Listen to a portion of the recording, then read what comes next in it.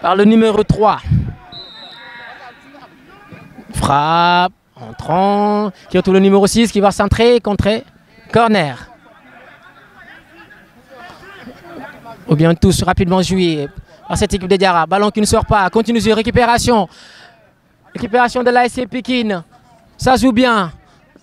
Ça joue bien côté Pikine, contre, touche. Tu vois, dès qu'ils perdent le ballon, ils se retrouvent très tôt pour récupérer ce ballon. L'ASC Jaraaf qui joue très bien.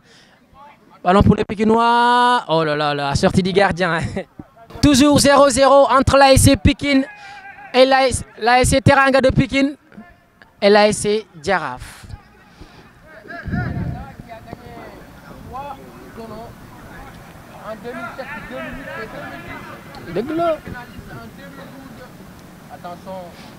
Corner à venir. C'était à la tête du défenseur. Il s'est un peu blessé, le défenseur de Jaraaf. Touche pour l'ASC Jaraaf. Jouer devant. Toujours qui trouve le pied d'un défenseur pikinois. Ça va donner une autre touche pour l'ASC Jaraaf qui joue derrière. Est-ce qu'il va faire le numéro 14 qui garde le ballon, qui retrouve le numéro 3, ça combine bien. Le in 2 qui a été intercepté par le défenseur pikinois, ça joue bien côté bleu. Récupération du numéro 2, ça percute côté Jaraaf. Pape Ndiambal qui va chantrer, qui retrouve le pied du défenseur central pikinois. Corner à venir pour l'ASC Jaraaf qui réclame une faute. Devant sur le défenseur central. Mais l'arbitre qui estime qu'il n'y avait pas de faute. Donc ça va donner un corner pour l'ASC Jaraaf.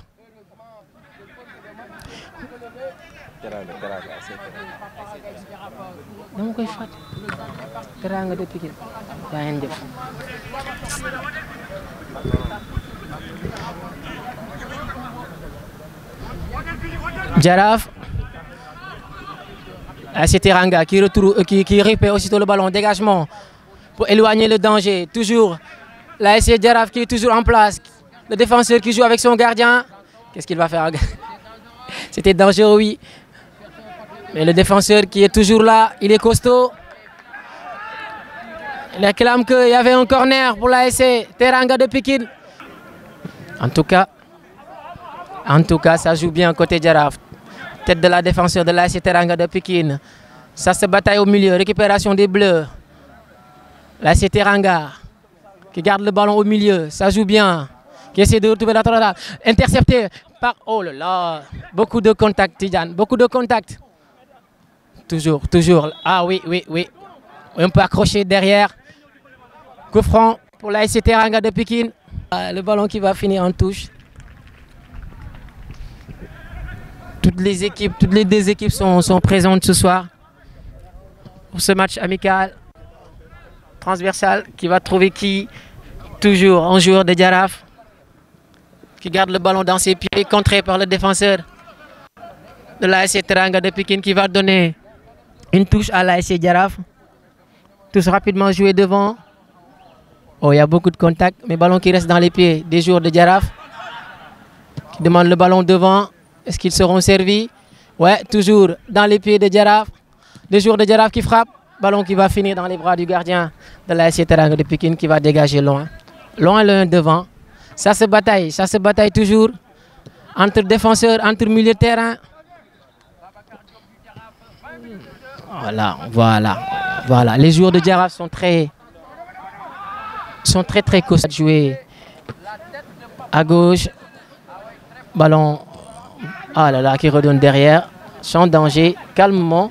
Qui retrouve son gardien aussi. Qui va jouer avec son défenseur. Ça joue bien côté ASC Pikine, Teranga de Pikine. Qui perd le ballon aussi. Oh là là. Quelle défense. Mais quel défenseur. Récupération. Oh là là. Le dégagement. Voilà, ça se bataille comme du n'importe quoi. Ça se bataille comme du n'importe quoi, de part et d'autre. De Pikine, qui va être joué par le numéro 2. Oh là là. Joli geste technique pour se débarrasser de son vis-à-vis. Mais l'ASC Pikine, on constate aussitôt qu'il perd aussitôt le ballon à chaque fois.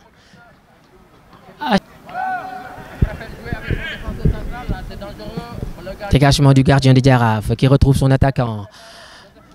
Toujours ballon dans les pieds du Jaraaf. Contrée. Touche à venir pour l'ASC Teranga de Pikine. Toujours 0 but partout entre Jaraaf et l'ASC Teranga de Pikine. Touche par les Pikinois. Récupération très rapide. Récupération encore de l'ASC Teranga de Pikine. Ballon qui va être intercepté par le numéro 30 qui va très vite, qui va aller fixer, qui va aller frapper, qui bute sur le gardien de l'ASC Teranga de Pikine. C'était bien joué par le numéro 30 de l'ASC Jaraaf, mais heureusement que le gardien était sur la bonne trajectoire pour arrêter le danger qui est toujours là devant le but de l'ASC Teranga de Pikine. Oh, l'arbitre, ouais. Il y avait un pied avancé du joueur de Jaraaf, coup franc. Attention. Ils ont du mal à se relancer, cette équipe de Teranga de Pikine, parce qu'ils sont souvent cernés par cette équipe de Jaraaf qui vont aller percuter et provoquer cette équipe qui se trébuche mais qui se relève. Ce numéro 30, il est très bien. Centre qui retrouve la tête du défenseur de l'ASC Teranga de Pikine. Ballon toujours dans les pieds. Oh là là.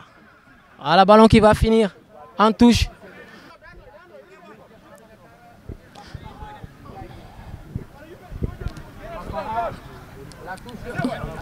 La touche.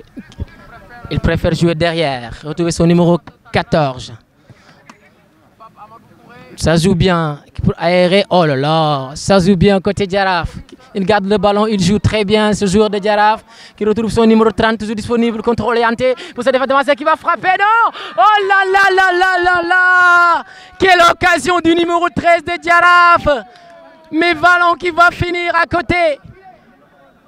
À côté parce que le ballon a été contré par le défenseur central de l'ASC Teranga de Pikine. Ça sauve devant le but. Oh là là, il est grave. Petit filet sortant qui va donner un corner pour cette équipe de l'ASC Jaraaf.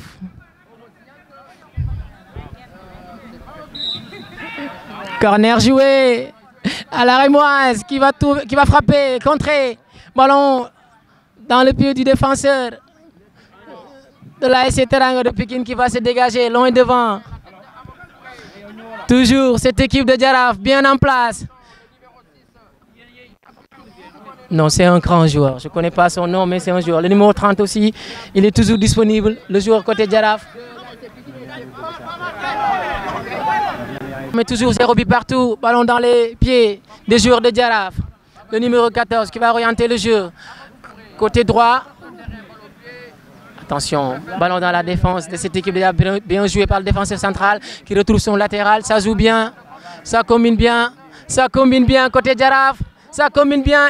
Ils sont en train d'avancer. Le numéro 30, qu'est-ce qu'il va nous faire? Joli contrôle, joli passe pour le numéro 2 qui va centrer, qui retrouve la défense de cette équipe de Teranga de Pikine, toujours en place. Récupération de Johnson.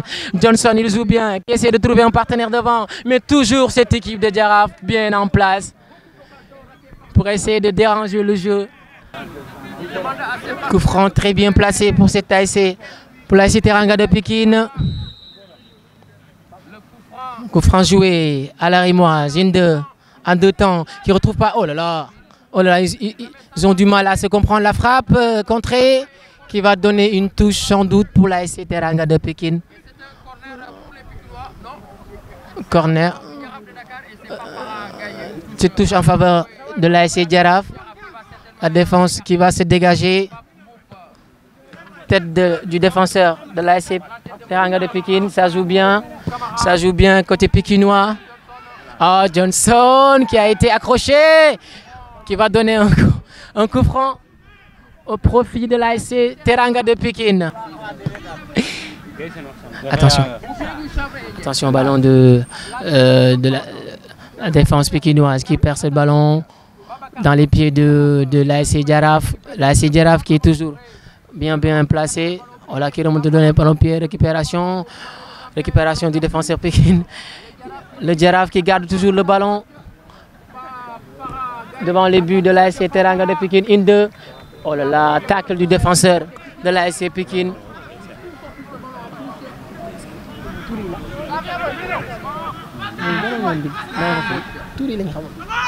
Le défenseur du Jaraaf. Oh là là, oh là là. Beaucoup de contacts. Il va aérer le jeu. Oh là.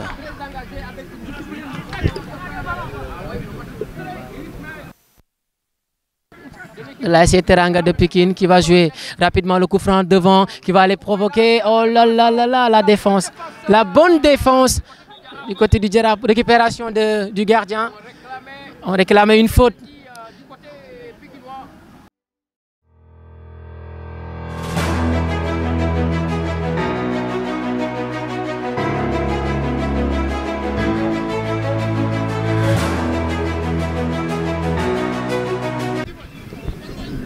Et la deuxième mi-temps qui va démarrer. Ballon dans les pieds de l'ASC Teranga de Pikine, aussitôt perdu.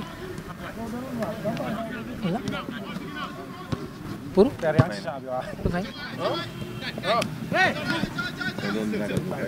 ah, Maji tak sama.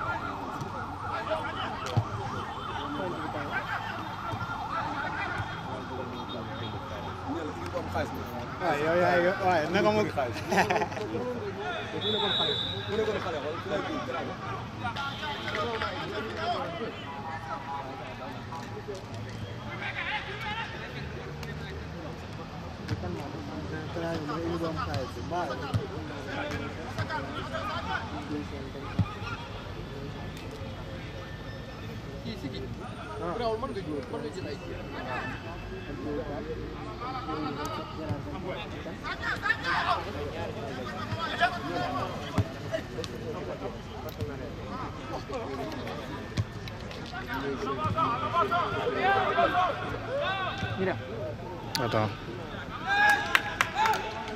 Relance du gardien de l'ASC Jaraaf.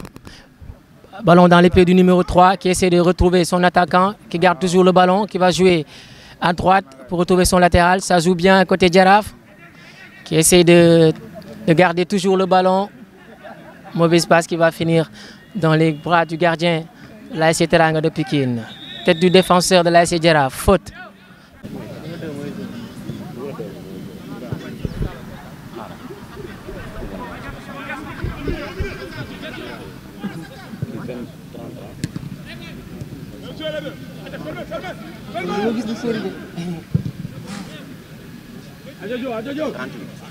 « 38, moi Ibrahim.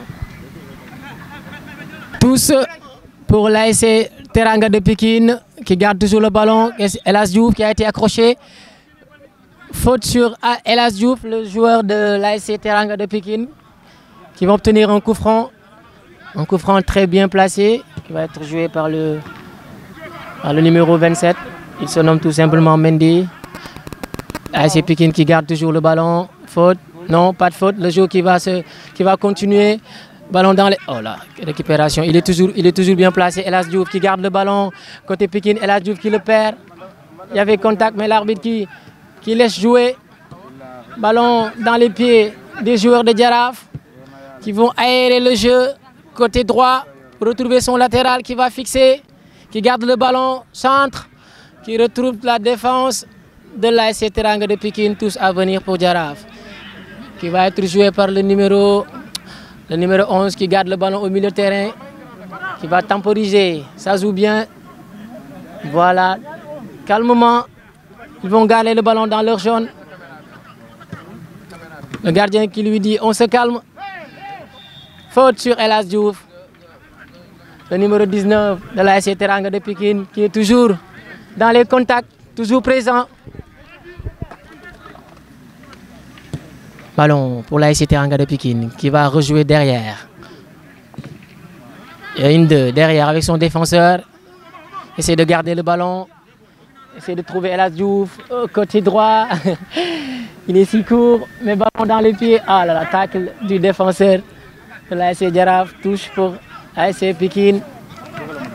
Le numéro 21 qui garde le ballon. Elas qui redonne derrière. Retrouver Mendy. Ça joue bien côté Pikine. Ça combine. Mendy qui va faire quoi? Qui va tenter de faire une passe, mais ballon qui va finir dans les bras du gardien de Jaraaf. Dégage, loin et devant. Mendy qui retrouve Elas.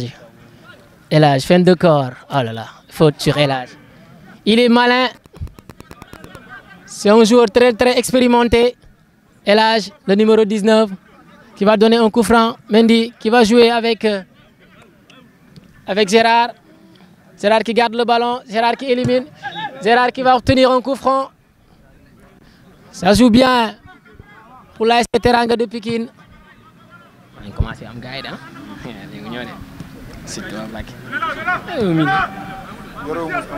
Attention, ballon dans les pieds. Dans les pieds, joueur de Pikine. Ah, depuis la reprise de la deuxième période, on constate que cette équipe de l'AS Teranga de Pikine est très très en place. Ils ont bien déroulé la deuxième période avec un jeu très posé, mais toujours l'AS Jaraaf qui essaie de construire derrière avec son numéro 2 qui perd le ballon. Oh là là, oh là là. C'est comme du n'importe quoi. C'est quel passe ça? Ballon dans les pieds des joueurs de Jaraaf qui essaie de repartir de derrière. Le gardien qui va dégager très loin. Tête de l'attaquant de Jaraaf qui retrouve la défense de l'AS Teranga de Pikine. Récupération du défenseur de Jaraaf qui redonne pour son gardien. Ils ont du mal à sortir le ballon très tranquillement. Toujours le pressing très très haut de cette équipe de Teranga de Pikine pour empêcher la relance, la première relance de cette équipe de Jaraaf. Oh là là, oh là là, ça joue bien. Côté droit pour ces joueurs de Jaraaf qui va essayer de centrer, frappe, qui se termine dans les bras du gardien de l'AS Teranga de Pikine. Malgré mu ngi taw fii nga xam ne mooy terrain de Jaraaf, mais le jeu bi mu ngi am ba léegi. Il y a toujours des contacts de part et d'autre, des occasions aussi de part et d'autre. Ballon dans les pieds des joueurs de Jaraaf. Fin de corps pour éliminer, mais ballon dans les pieds de la défense de l'AS Teranga, le numéro 19. El Hadj qui essaie de trouver son attaquant, le numéro 21. Gérard qui perd le ballon. Ballon pour l'AS Teranga. di leen wax ne fu mu toll nii tacle boobu c'est très très dangereux, oui c'est un tacle très très dangereux. Là c'est Jaraaf qui va essayer de provoquer, de trouver la faille, mais toujours une défense très en place. Oh là là, quelle erreur monumentale du défenseur de l'AS Teranga de Pikine, mais le gardien était là. El Hadj qui va se dégager devant pour retrouver Johnson. Oh là là, il n'y avait rien. Le défenseur voilà, il s'est battu jusqu'à obtenir une faute. Le défenseur de Jaraaf qui a été très malin sur cette action. Le jeu qui se poursuit. Ballon dans les pieds des joueurs de Jaraaf. Toujours ce pressing très très haut de l'AS Teranga de Pikine pour empêcher la première relance.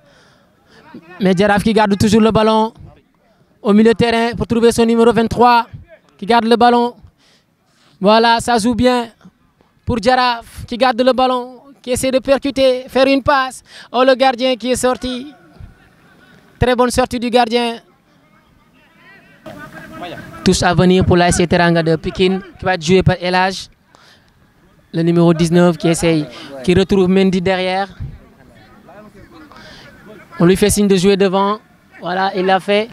Retrouve la tête de la défense de Jaraaf. Voilà, ça joue bien. Qui essaie de garder le ballon. Qui protège bien ce ballon, ça joue bien côté Jaraaf. Inde. Il calme le jeu. Il redonne derrière pour sa défense. Voilà. Ils vont essayer de poser le jeu. Voilà. Tacle, faute. Tacle très très dangereux. Changement de l'AS Teranga de Pikine. Cheikhouba qui remplace. Cheikhouba le numéro 3 qui remplace Go, le numéro 4. Le jeu se poursuit. Du côté de Jaraaf qui vont essayer de garder le ballon. Ça joue bien. Dégagement de Pape Maïssa, le défenseur central de l'AS Teranga de Pikine. Ballon dans la zone de l'AS Jaraaf. Le gardien qui va se dégager ou bien qui va choisir de jouer latéralement. Finalement, il va se dégager très très très loin. Tête de Pape Maïssa, le défenseur. Mais les joueurs de Jaraaf sont bien placés. Attention, attention, le danger est toujours là. Mendy, El Hadj, Cheikhouba, Ça joue bien, le dégagement, il va finir dans les bras du gardien de Jaraaf. Double changement du côté de l'ASC Teranga de Pékin. On assiste à l'entrée de Moussa Ndaw et de Talla Mbaye. Et aussi changement du côté des gardiens. Pape Samba qui fait son entrée, qui remplace le gardien qui va débuter depuis le début. Donc voilà. La sortie de El Hadji Diouf latéral.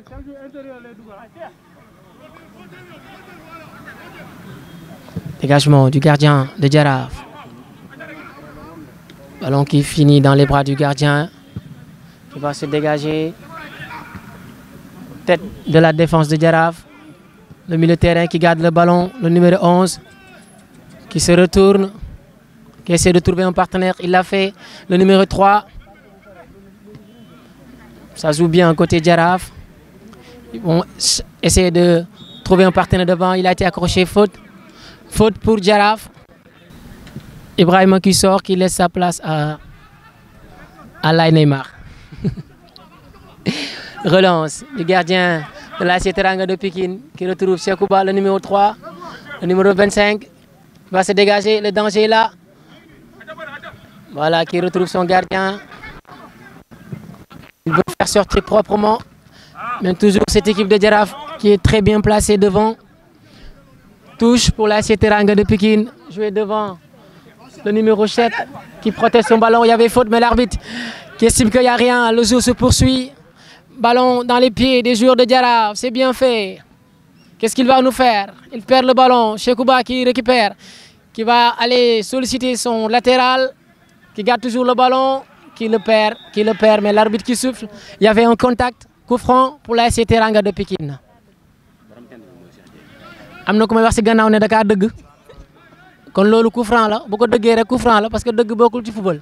Coup franc pour l'ASC Pikine joué rapidement qui redonne derrière Sekouba qui va retrouver son gardien derrière am na ñu ma jàpp seen tour waaw dégagement bi sori na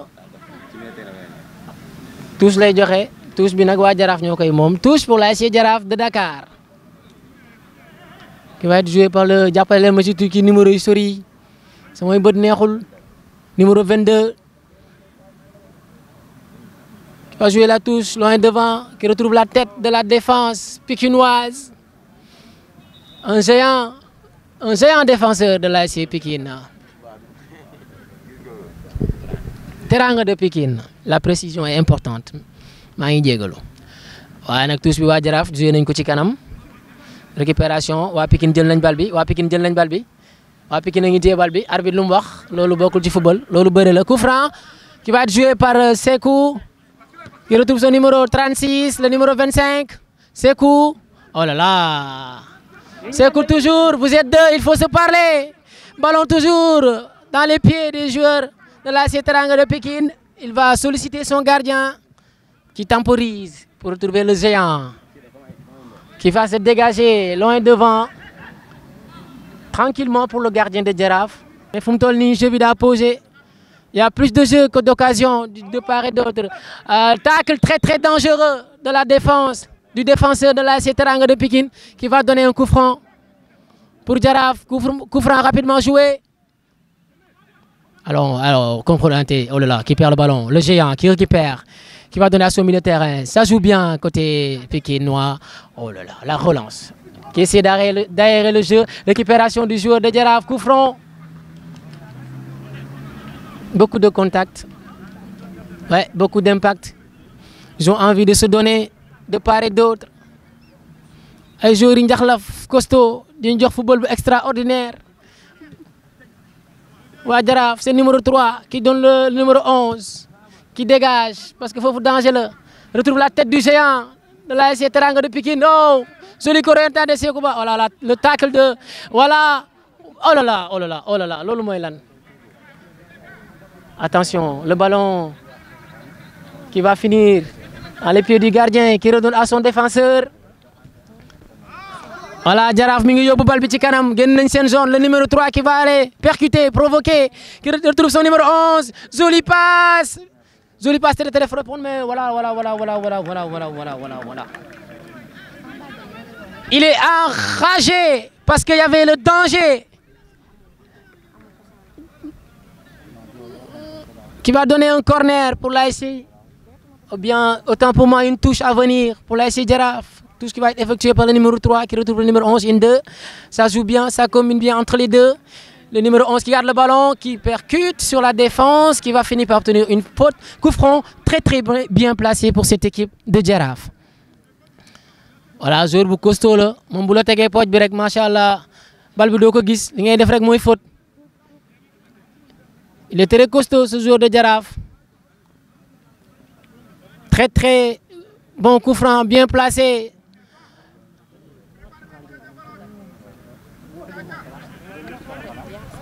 Très bien placé devant le but de Pape Samba, le gardien de l'ASC Teranga de Pikine, le numéro 11 qui va se charger d'effectuer le coup franc.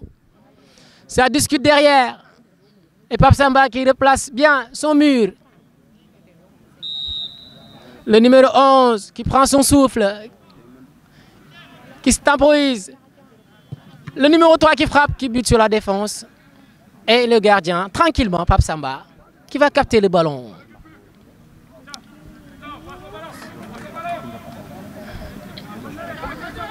Pape Samba qui va dégager pour retrouver son latéral gauche, qui garde le ballon. Chekou derrière, ça joue bien. Le numéro 25 qui garde le ballon, mauvais contrôle, il perd le ballon. Le danger, le numéro 23 qui va aller frapper, contrer. Mais quelle erreur monumentale de la défense pikinoise qui a failli profiter au numéro 23 qui a failli ouvrir le score. Mais corner pour l'ASC Jaraaf de Dakar.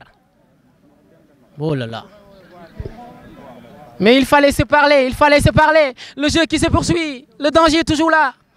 Enrayé par cette défense de Pikine, récupération de Jaraaf. Jaraaf fu mu toll nii dañuy asselé waa Pikine. Numéro 3, 33 bi mu ngi garder ballon. Numéro 11, ça joue bien. Numéro 3 bi dem na provoquer. Qu'est-ce qu'il va faire? Il va essayer de doubler. Contrôle crochet. L'arbitre qui estime qu'il y avait faute. Supporter yi Pikine nee na waroo ko woon buux. Mais coup franc pour l'ASC Jaraaf qui essaie petit à petit de se créer des occasions. Comme la première période, il y avait beaucoup d'occasions du côté de Jaraaf, mais ça se poursuit encore. Coup franc à venir pour cette équipe, pour cette très bonne équipe de Jaraaf notamment. Coup franc qui va être tiré par le numéro 23. Il a l'air fatigué, mais voilà, il prend son souffle. Arrière na def na lu tolloo ñaari mètre ci côté bal bi. Arbitre siffle na, l'arbitre qui siffle, coup franc qui va tirer au deuxième poteau, qui va finir à côté, sortie de but.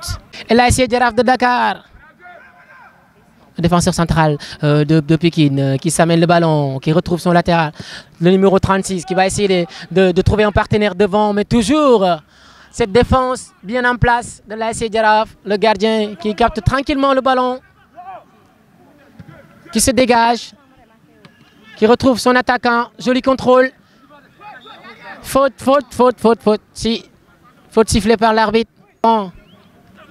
Il va être joué rapidement derrière, qui retrouve son défenseur. Ça joue bien. Contrôle pour moi, pour choisir un partenaire. Très belle passe pour retrouver son latéral, qui va livrer un centre. Centre, frappe, contrée par la défense pikinoise. Récupération de la défense de Jaraaf. Ça chauffe devant les camps de l'ASC Teranga de Pikine. Tranquillement, le gardien qui va se dégager. Tête du géant défenseur de l'ASC Teranga de Pikine qui retrouve un autre défenseur du côté de Jaraaf qui garde le ballon. Oh là là, faute sur le numéro. Ah là, ils ont choisi de jouer rapidement. Ils ont envie d'ouvrir le score parce qu'ils sont chez eux. Ballon qui va passer devant les camps, mais qui va sortir. ñu toll nii nag match bi neex na trop. Match bi cuq na soxlaatuma lii boo jëlee sa téléphone. ñu toll nii roode na. Ballon dans les pieds du défenseur de Pikine qui joue avec le danger, qui joue avec le feu. Récupération de l'attaquant de Jaraaf qui centre. Oh. fu mu toll nii nag match bi mi ngi bëgg a neex parce que ku si nekk daa bëgg a dugal surtout Jaraaf gis nañ ne moom bal bi moom bu taxawee sax moom doon arrangé dañuy jouer rapidement ballon dans les pieds autant pour moi des joueurs de Pikine Chekouba qui temporise au milieu de terrain, qui essaie de trouver un partenaire. Ah là, ça joue bien côté Pikine. Le numéro 36 qui redonne derrière. Ils ont du mal à avancer tranquillement. Toujours le pressing de cette équipe de Jaraaf. Derrière toujours pour retrouver son gardien qui peut se dégager devant. Tête de la défense de Jaraaf. Touche à venir pour l'ASC Teranga de Pikine. Touche rapidement. Centre. Tête de la défense de Jaraaf. Oh là là, jolie récupération. Jolie récupération. Très bonne sortie de cette équipe de Jaraaf qui essaie de s'amener le ballon. Coup franc sur le numéro 23. Samba. Pape Samba, le gardien de l'ASC Teranga de Pikine. Il va poser le ballon. Qui essaie de replacer ses joueurs. Samba qui va se dégager devant, qui essaie de retrouver un partenaire, mais toujours la tête de la défense de Jaraaf. Récupération du latéral, qui va essayer de... Oh. Il voulait surprendre le gardien, mais le ballon qui passe à côté. Ballon dans les pieds des joueurs de Jaraaf. Dégagement de la défense de Jaraaf, qui retrouve la tête de son attaquant, qui bute sur la défense de l'ASC Teranga de Pikine. Le géant qui dégage. Tête de la défense, c'est cool. Oh là là, oh là là. Le danger est toujours là. Le numéro 23 qui va aller provoquer, qui perd le ballon. Sekou, il est costaud, il récupère le ballon. Interception, récupération, interception. Il y a beaucoup de choses à la fois. Il y a même des choses qui nous échappent. Ballon dans les pieds des joueurs de Jaraaf. Il va essayer d'aérer côté droit, mais le ballon qui va finir en touche. Touche en faveur de l'ASC Teranga de Pikine. Récupération tranquillement du numéro 36. L'arbitre qui siffle la fin de la deuxième période. Toujours 0 but partout entre les deux équipes. Alors il nous laisse seulement une dernière mi-temps qui va être jouée tout à l'heure. Mais pour le moment, les deux équipes nous ont produit du jeu. Voilà, coup d'envoi de la troisième période. Ballon dans les pieds de Jaraaf. Le gardien qui va trouver son défenseur, qui essaie de se relancer tranquillement. Le numéro 11 qui contrôle le ballon, qui retrouve son défenseur à nouveau, qui essaie de jouer devant, retrouve son attaquant, contrôle de la poitrine pour se défaire de son vis-à-vis, récupération de l'ASC Teranga de Pikine, le numéro 7 qui garde le ballon, qui a été accroché, faute. Le numéro 22 de la défense pikinoise qui retrouve son latéral, le numéro 2 qui cherche un partenaire devant, qui retrouve la tête de la défense de Jaraaf, qui garde le ballon, qui s'amène le ballon, tacle le joueur qui garde, il est costaud, il garde le ballon, il trouve son latéral, ça joue bien côté Jaraaf. Voilà, devant, pour retrouver le numéro 7 qui va frapper. Le ballon qui passe à côté, mais l'arbitre qui siffle une faute. Qu'est-ce qu'il a sifflé? Corner ou faute? Corner ou penalty? D'après monsieur l'arbitre. Mais en tout cas, le joueur de Jaraaf qui reste à terre. Ah, finalement, il a désigné le point de penalty. On croyait que c'était penalty, mais bon, sortie de but, selon monsieur l'arbitre. Ah, lii doy na waar ñun sax côté Pikine xam naa tiitoon nañ parce que genre yi da ngay xaw a yëkkati sa loxo sax.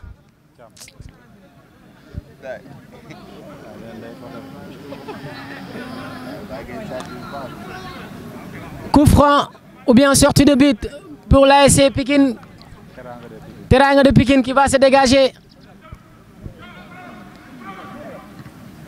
Tête de la défense. Ballon qui va sortir en touche pour l'ASC Jaraaf.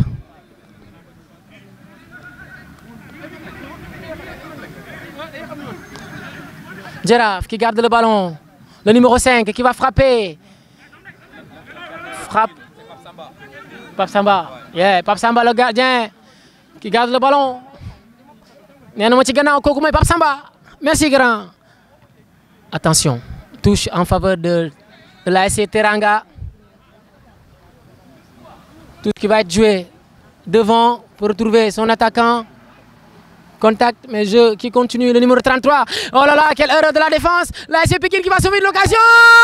Le ballon qui va s'envoler, Sekouba. Mais c'était bien tenté, hein. C'était bien tenté. Sekouba qui a frappé, mais très très fort. Très très fort, Sekouba. Bal bi da nga ko waroon laal ci suuf rek. Da nga ko waroon xaw a cos ci suuf, Sekouba. Ballon pour Jaraaf qui retrouve son attaquant, le numéro 7. Qui peut jouer avec le numéro 22. Récupération de Sekouba, c'est bien joué. Oh, qui perd tantôt le ballon. Récupération de la défense de Jaraaf. Le numéro 33 qui retrouve son latéral. Dégagement. Hasardeuse qui retrouve la tête de la défense de l'ASC Pikine. Jaraaf qui garde le ballon. Le numéro 11 qui va faire une passe en profondeur à l'arbitre qui siffle. Un joueur de l'ASC Teranga qui s'est blessé. Qui se tord de douleur.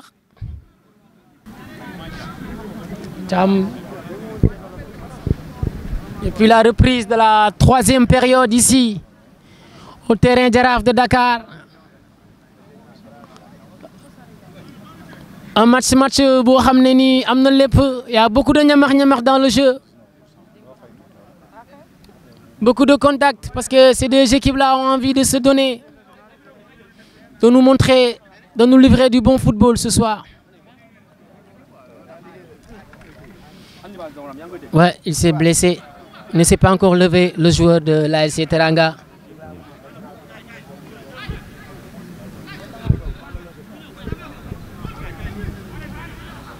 Finalement, il s'est levé. Dégagement de Pape Samba. Ballon qui va finir en touche.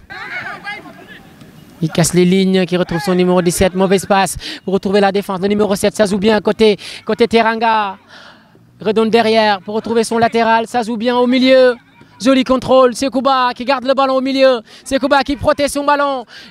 Sekouba qui joue avec le danger, qui le perd. Mais l'arbitre qui tarde à siffler.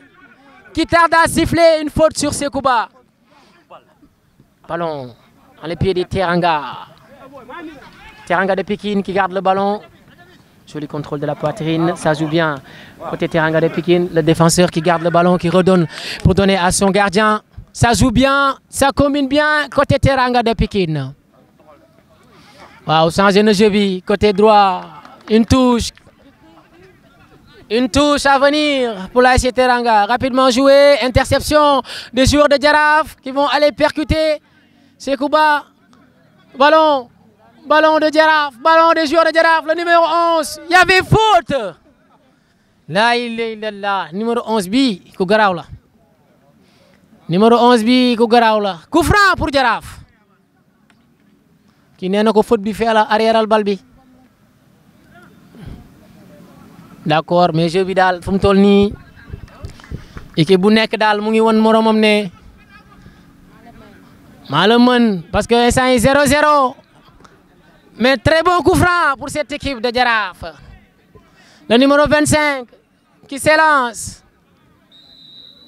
Ils vont combiner sans doute. Le numéro 25 qui va frapper. Oh! Sans danger pour Pape Samba. Attention, Pape Samba war nga xoolaat ses dégagements. Ballon qui va finir en touche au profit de cette équipe de Jaraaf. Qui redonne derrière pour son défenseur. Ça se bataille même bien avant le ballon. Il a été retenu. Coup franc pour Jaraaf. Il a raison. Il a été retenu par le défenseur de l'ASC Teranga de Pikine. Jaraaf qui s'amène le ballon. Tacle de Sekouba pour récupérer. Mais Jaraaf mi ngi garder bal bi ba léegi. Qui redonne derrière pour trouver la défense. Bëgguñ ko ñàkk téye na ko ba léegi. Ça joue bien. Ligne 2. Voilà. Il va aérer. Côté droit pour retrouver le numéro 2, le numéro 11, il est là, toujours là. Qui essaie de provoquer, qui le perd. Récupération du numéro 11 de l'ASC Teranga de Pikine. Sekouba, contre-orienté pour lui-même, qui retrouve sa défense. Ça joue bien. Oh là, Jaraaf qui récupère le ballon, qui le perd tantôt. Il y a beaucoup de mauvaises passes, beaucoup de précipitation dans le jeu de Jaraaf. Faute, selon monsieur l'arbitre. Il a été accroché. Le joueur de l'ASC Pikine de l'ASC Teranga de Pikine a été accroché, coup franc. Aux abords du rond central, qui va être joué par le défenseur, qui essaie de trouver son latéral. Il l'a fait. Joli contrôle de la poitrine, qui retrouve Chekouba, qui redonne derrière pour le défenseur, qui va essayer de trouver un partenaire devant. Oh là là, toujours la belle défense. Cette défense de Jaraaf, toujours bien en place. Le numéro 11 qui essaie de combiner avec le numéro 17. Oh, ça se bataille, le numéro 2. C'est bien joué, c'est bien joué. Jolie récupération, beaucoup de contact. Match bi mooy bëgg a dugg nag parce que lii mooy match góor amul may dara. Le numéro 11 de Jaraaf, contrôle pour lui. Nee na ko demal ma jox la waaye nee nañ ko coup franc lañ mujj am. Parce que daf ko kal numéro 11 bi bu Pikine bi ASC Teranga moo kal numéro 11 bu Jaraaf bi numéro 11 yi ñooy kalante match baa ngi bëgg a cuq nag. Attention, le numéro 2 de Jaraaf qui retrouve son gardien. Ah, gardien bu ndool lañ am nag macha allah téye na bal bi. téye na bal bi ah ma ngi koy dégager nee na leen def leen nii xam lu muy signifié. Contrôle de la main, l'arbitre qui ne dit rien. Le jeu se continue, le gérant du défenseur. Lu mu wax foofu dara amul ñu dem. Sekouba. Faut pas jouer avec le danger. Sekouba qui retrouve son autre collègue défenseur, qui retrouve... Oh là là, mais quel match! Équipe bu si nekk mayul dara moromam. Mayante wuñ dara. Contrôle orienté, mais qui le perd tantôt. Récupération de cette équipe de Jaraaf. Oh là là, récupération encore, qui le perd tantôt. Ça se bataille. Le numéro 11 qui garde le ballon au milieu de terrain, il joue bien. Il va chercher un partenaire devant. Il le fait. Interception de la défense de l'ASC Teranga. Le numéro 10 qui garde le ballon. Le numéro 10. Oh, ça joue bien. Ouais, ça joue bien. Ça, c'est Nyamar. L'ASC Teranga qui garde le ballon. Oh là là, il a perdu tous. Là, il est là. Attention. Du bon football est en train de se produire ici ce soir. Monsieur, dames, vous ne rêvez pas, c'est le football sénégalais. En haute intensité ce soir ici au stade de Jaraaf bu Dakaru. waaye nee na ko nag fu mu toll nii nag moom mel na sama moteur bi tàng na de waaye nag ASC Pikine moom chaque jour contact yi maa ngi gis daal contact yi ñu ngi am ndeysaan xoolal ma lii rek waaw changement moo amoon parce que depuis tout à l'heure gis naa ne jour nekkatul ci forme. Donc le coach a décidé de le faire sortir. Donc changement bi mi ngi noonu ASC Teranga de Pikine génne na benn joueur dugalaat beneen jeu bi di continuer ba léegi. Tous en faveur de l'ASC Teranga. Tous jouer devant, qui protège bien son ballon. Fin de centre, tous encore pour l'ASC Teranga toujours. Tous qui va être joué devant. Qui retrouve le même joueur, qui essaie de protéger le ballon, qui va livrer un centre. La défense qui est là.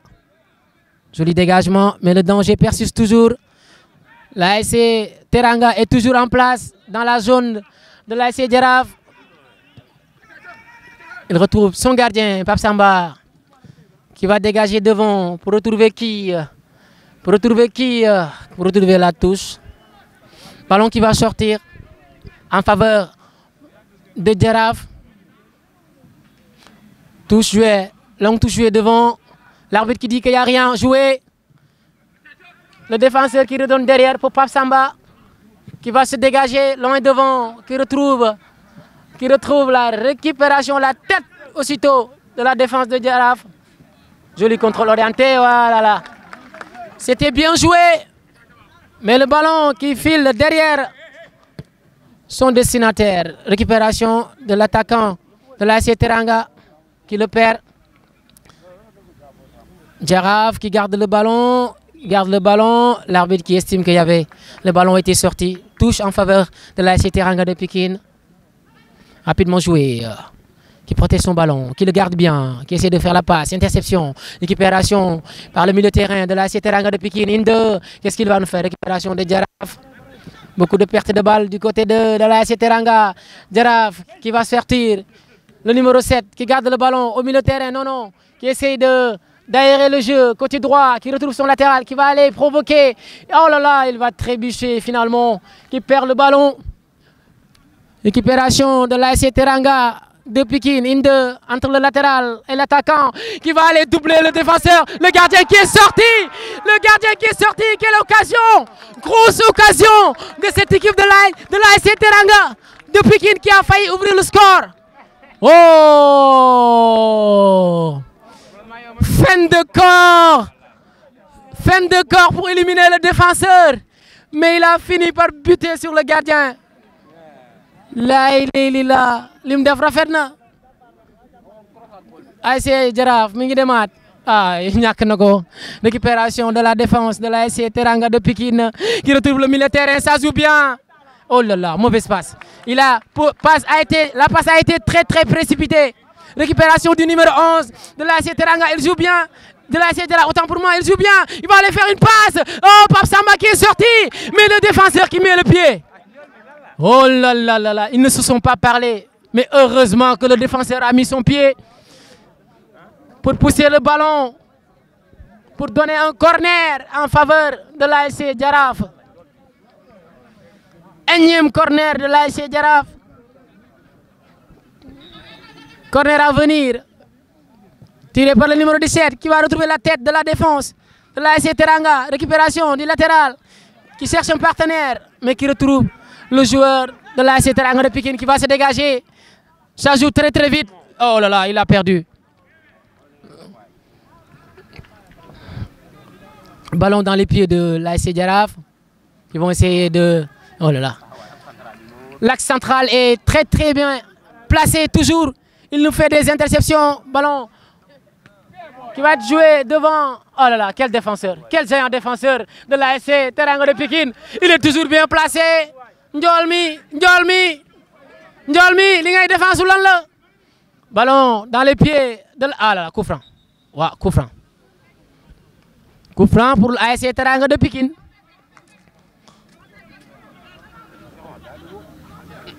Ah, voilà, mi ngi noonu le gardien. Changement. Lan moo xew. Waaw, le jeu se poursuit. Ballon dans les pieds des joueurs de l'ASC Pikine. Teranga de Pikine qui va jouer pour essayer de trouver un partenaire devant, qui ne le trouve pas. Sortie de but. Sortie de but pour l'ASC Jaraaf. Touche à venir. Touche rapidement jouée. Oh là là. Qui va essayer de trouver un partenaire devant. Mais le défenseur, il est toujours bien placé. Le géant. Toujours bien placé. Le défenseur qui essaie de trouver un partenaire. Qui trouve Chekouba. Contrée. Récupération des joueurs de Jaraaf. Qui le perd aussi. Tacle. Mais le jeu se poursuit. L'arbitre a décidé de laisser l'avantage. Le jeu se poursuit devant. Oh là là, oh là là. Il y avait contact. Coup franc. Coup franc pour l'ASC Teranga de Pikine. Coup franc très très dangereux et très bien placé pour cette équipe de Teranga. Oh là là. Non, non, non, non, non, non. Le géant, il est fort. Maintenant, la défense day am ku njool. Oh, yo. Coup franc très bien placé pour cette équipe de l'ASC Teranga de Pikine. Ça discute derrière. Parce que le danger est là. Devant le but de Jaraaf. Coup franc très très bien placé pour cette équipe de l'ASC Teranga de Pikine. Ça se bouscule derrière. L'arbitre qui siffle, qu'est-ce qu'il attend pour siffler? Maintenant il a fait, voilà, ça commune derrière, la frappe, comme du n'importe quoi, frappe qui va s'envoler, extérieur du pied, qui va finir par donner une sortie de but. Changement encore du côté de Jaraaf. Et aussi du côté de, voilà, du côté de Jaraaf, comme du côté de l'ASC Teranga de Pikine. Des changements qui se font comme ça, voilà. De nouveaux joueurs qui font leur entrée. En tout cas, match bi neex na trop. Il y a du jeu, des occasions, du spectacle. En football de haut niveau. Entre les deux équipes. Dégagement du gardien de l'ASC Jaraaf. qui va donner une sortie de but pour l'ASC Teranga de Pikine.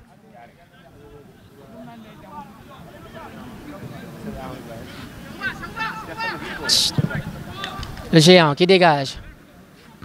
La tête du défenseur de Jaraaf, le numéro 6, qui fait une mauvaise passe derrière, qui va donner un corner. Ça prouve que l'équipe que l'ASC Teranga de Pikine, depuis tout à l'heure, est bien en place, qui essaye d'intercepter les premières relances de cette équipe de Jaraaf. Corner à venir pour l'ASC Teranga de Pikine. Corner frappé au deuxième poteau. Pour une penalty, qui estime qu'il y avait faute. Le jeu qui se poursuit. Récupération toujours. Ballon dans les pieds de l'ASC Pikine. Il y avait faute. Faute pour l'ASC Teranga de Pikine.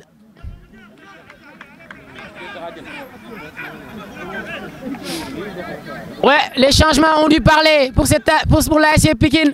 Teranga de Pikine, ils ont fait de bons changements depuis la troisième reprise. Gis ngeen ne changement yi am na lu ñu apporté parce que équipe bu Jaraaf bi mi ngi commencé am ay difficultés depuis la relance. Jaraaf qui garde le ballon. Qu'est-ce qu'il va faire tout seul? Il va retrouver son latéral. Ça joue bien côté Jaraaf. Mais il est cerné, il est entouré, il perd le ballon.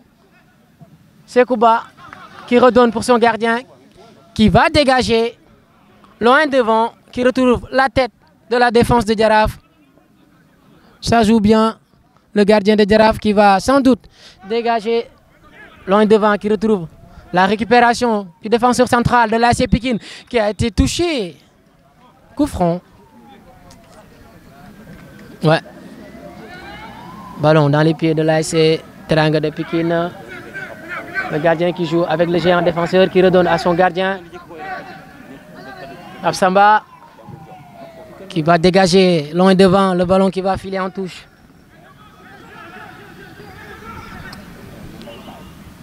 Oh là là, le défenseur central qui est toujours très bien placé.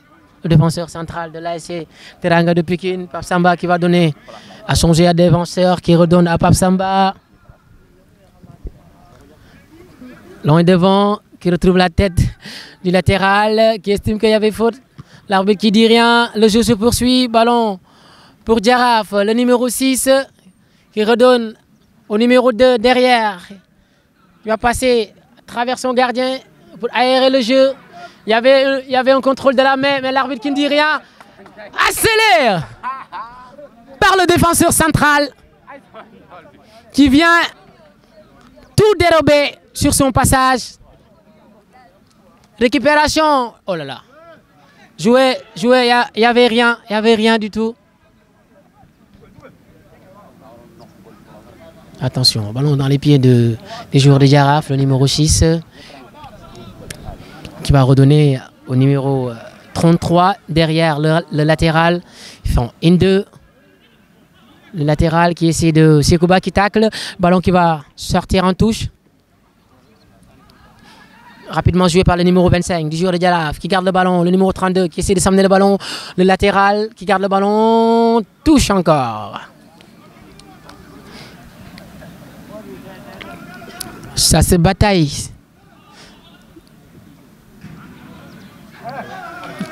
Touche toujours en faveur de Jaraaf. Un toll ni moom mayante wuñ dara. Jaraaf qui garde le ballon, le numéro 6 contrôle pour lui-même qui redonne derrière. Essaye de solliciter son gardien.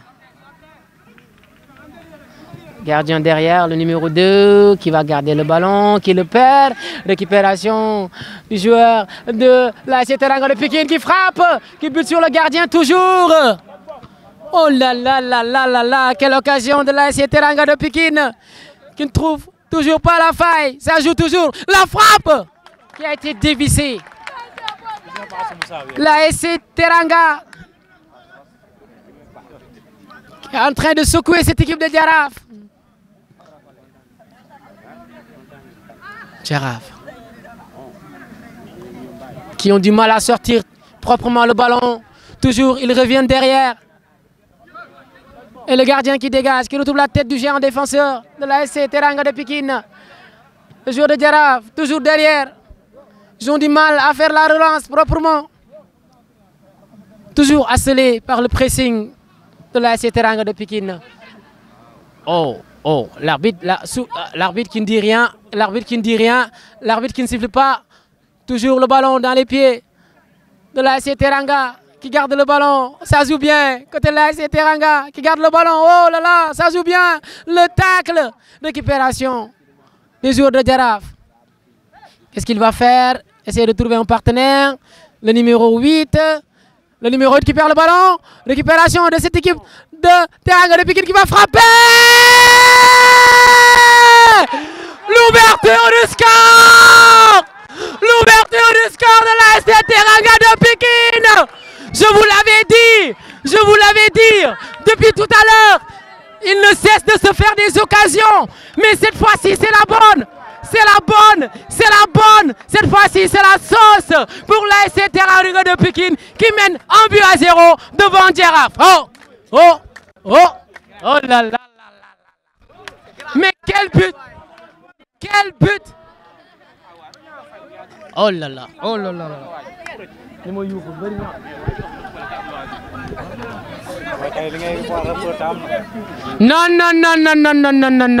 Non.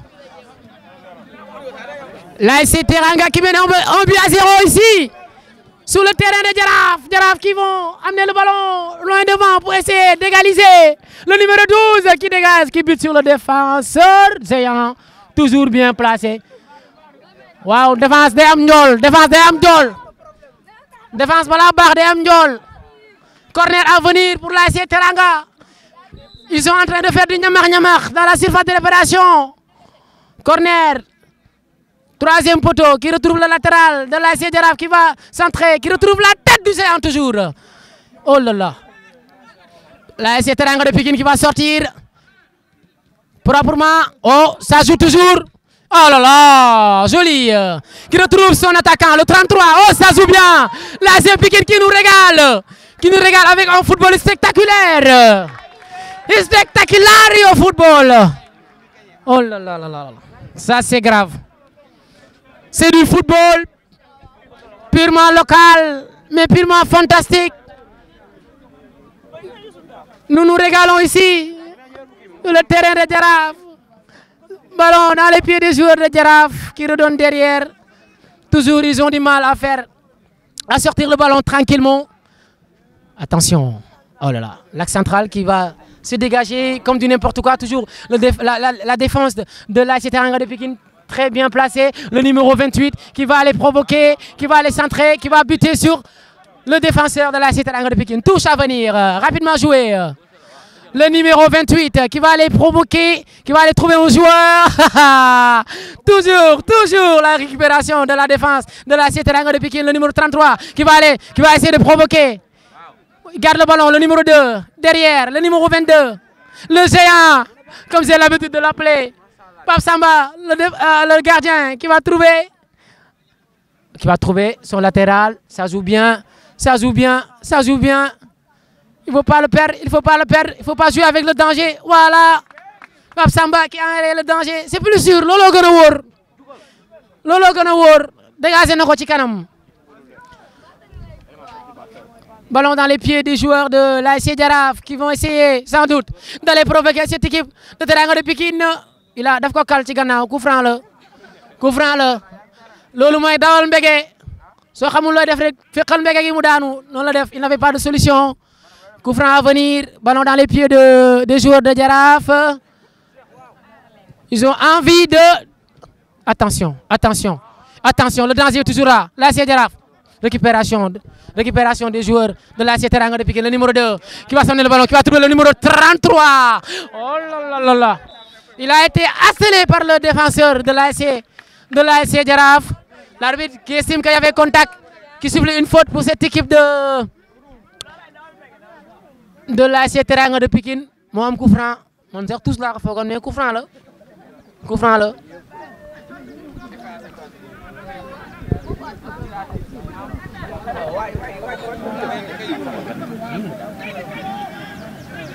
Attention, coup franc qui va être joué. très bien frappé. Le ballon qui est venu se flirter sur la barre transversale, qui va donner un corner détourné par le gardien. Ça a été bien tiré. Ah, nous ko doré baxna parce que balle bi da ñew fonantek transversal bi da fonantek mom. Mais nekete goal bi moko laal corner lay doon. L'ASC Pikine, Teranga de Pikine autant pour moi, qui va dériver en centre, qui essaie de trouver le géant. Oh la frappe! Petit filet! Mais ça sauve, ça sauve. Ça sauve depuis la 3e reprise ba légui. ASC Pikine mayewul dara. Teranga de Pikine mayewul dara. maa ngi jégalu dama tàmm Pikine bi Pikine yéen a ngi may bëgg a saf nag attention coup franc nee na dara amul waaye arbitre mooy maître du terrain lu mu siffle mooy am waaw ballon dans les pieds des joueurs de Jaraaf le numéro 2 c'est bien joué mais toujours le pressing de cette équipe de Teranga dès qu'ils perdent le ballon rek aussitôt ils partent au pressing pour récupérer la balle. Récupération du défenseur. Faute sur le défenseur de l'ASC Jaraaf. Coup franc à venir pour Jaraaf. ngeen ma indiwul ndox de dinaa xam fi. dama ne ndox laa bëgg ndox.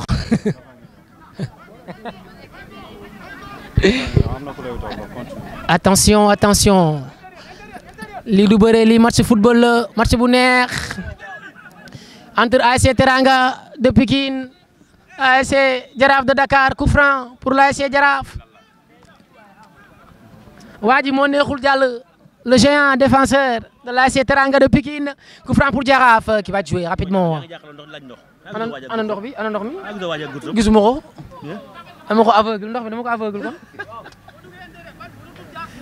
ah très bien ki ren laay naan nii ah.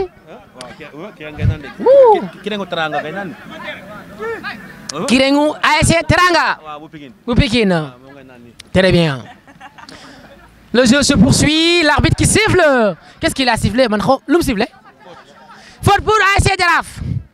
Qui redonne derrière. Fu mu toll nii naan naa damay gën a roode. Récupération pour le numéro 32, contrôle orienté pour lui, c'est bien fait. Oh là là, récupération encore de l'ASC Teranga de Pikine, l'ASC Teranga de Pikine qui garde le ballon. Le ballon, ça joue bien au milieu de terrain. Coup franc. Coup franc pour l'ASC Teranga de Pikine.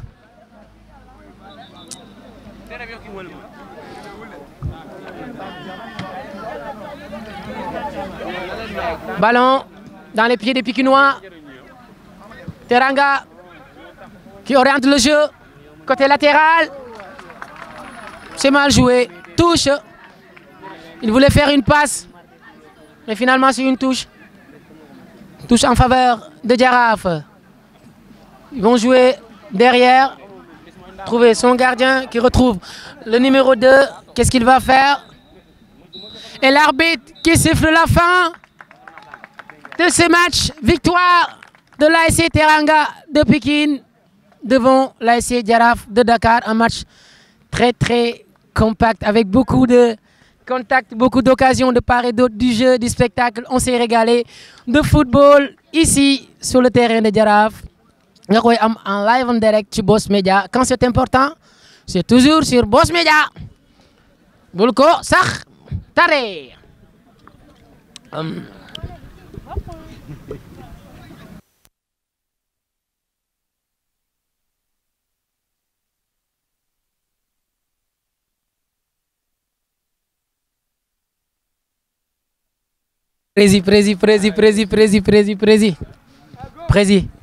Prési maa ngi lay ziar.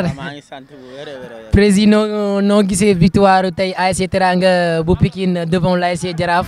waa dañ doon tester rek di xool comme que dañu def benn groupe mu am benn performance bu baax dañoo nekkoon rek di xool ba tey ci liggéey bi la ñu nekk ah. waaw Jaraaf tamit équipe bu baax la yor parce que mi ngi war a dem représenter ñu Coupe CAF. donc ko war a représenter Sénégal Afrique équipe bu magee nii kontaan nañ ci bu baax a baax a baax a baax mais ñun tamit joueurs yi ñu yor ay joueurs D2 lañ ñëw ci bari def nañ D1 jël championnat Sénégal jël coupe du Sénégal football à l'étranger donc ñaari équipe yi joueurs yi ñooy tolloo doole quoi. D'accord ñu gis ne football bi rafet na macha allah comme mu nekk ASC Jaraaf comme ASC Pikine football bi rafet na trop léegi lan ngay wax say joueurs selon le premier constat que tu as eu ce soir. non liggéey bi desaan na lu bari desaan na lu bari suba bu ñu xëyee sax mooy dernier jour d'émission yi dinañ xoolaat nu ñuy defaat parce que àdduna moom bu nit ñi ñëwee mooy taxaw liggéey rek moo ci des fi ñu toll nii waaw donc ñëwuñu pour xëccoo kenn wala pour ëppante kenn doole mais dañu ñëw pour innover football bi dañu ñëw pour defaraat football bi dañu ñëw pour taxawal football bi loolu kese la quoi. Allez merci beaucoup président bu ASC Teranga de Pikine mu ne dañoo ñëw pour innover football bi ñëw pour changer li nga xam ne mooy football bi au niveau national mooy loolu noonu mooy loolu gis ngeen li fi xew fii nii donc mooy loolu xanaa ñu jéem a xoolaat mun nañu amaat joueurs yu ñu war a interviewer coach j'ai le coach Jaraaf coach maa ngi lay ziar coach de Jaraaf. maa ngi delloo ziar. coach nan nga gisee match bi tey. match bi amoon niveau bu baax a baax parce que ñaari équipe yi je pense que seen taxawaay baaxoon na pendant 90 minutes bi ñuy jël match bi xamoon nañ ni dina am niveau parce que joueurs yi fa nekk xam nañ leen du équipe boo xamante ni dañoo dox daje. Je pense que ci seen recrutement yi ils ont été intelligents jël ay joueurs yu am niveau maintenant nawetaan nag la ñu jëm ñoom nawetaan dafa am état d'esprit bu koy jouer. bu fekkee ni da ngay ñëw nawetaan après jàpp sa bopp joueur championnat jàpp ni da ngay ñëw di dox pour gagner gars yi loolu dafay compliqué mais bu ñu liggéey li ñu war a liggéey wàccee seen bopp joxe li ñu war a joxe je pense que mun nañu am satisfaction ci quartier wu Teranga bi.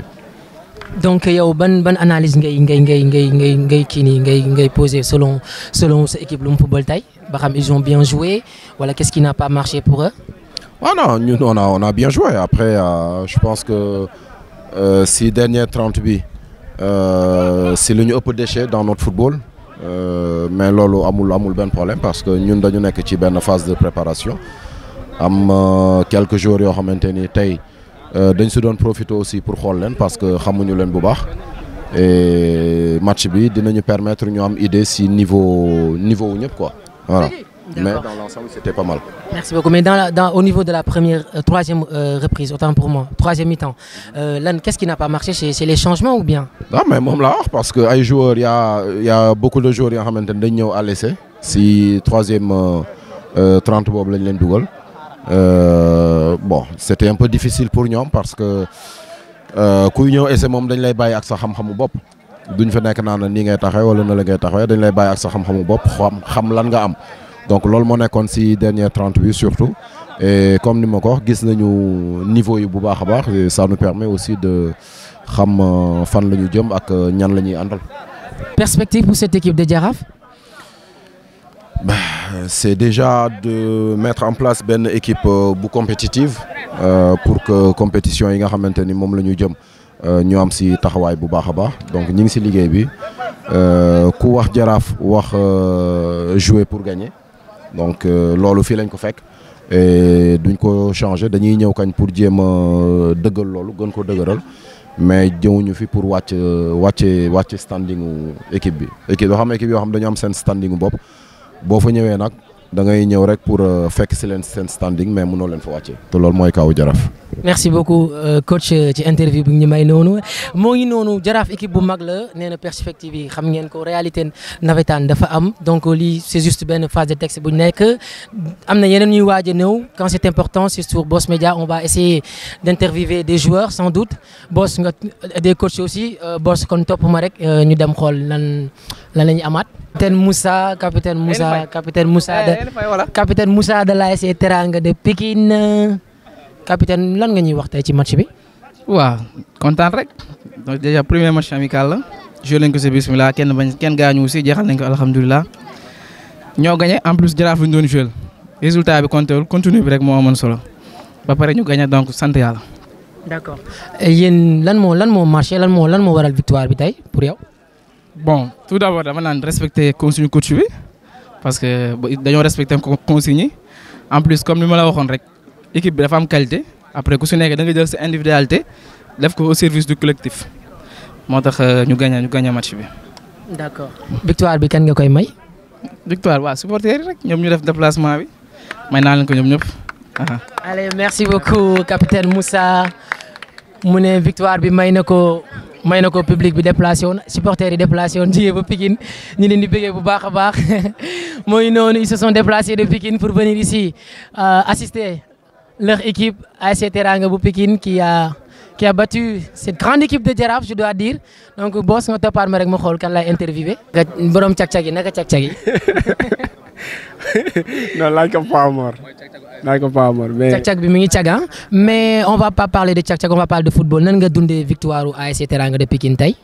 waaw sant yàlla rek wax dëgg yàlla parce que lii lañ doon xaar quoi malgré victoire bi neex na mais jeu bi moo ëpp important te moom lañ doon xaar depuis lors et que tey gis nañ jeu bi am na niveau et bal bi daw na aussi tamit. yaakaar ngeen équipe bi pare na daal. non instant bii nii pare mais pour l'instant daal liñ jot a gis dal na xel quoi. dal na xel franchement. kon daal ñoom ñu ñuy yëngal ci suuf yéen ngeen di yëngal ci kaw. waaw comme d'habitude rek ñun moom yàgg nañoo yëngal ci suuf ci kaw kuy yëngal ci suuf lañ doon xaar te dès maintenant moom liñ gis moom leer nañu ci suuf dina yëngu moom. ok nee na xel dal na mu nekkoon président des supporters de l'ASC Teranga de Pikine ñu koy remercier bu baax borom cag-cag yi allez merci beaucoup. ok merci.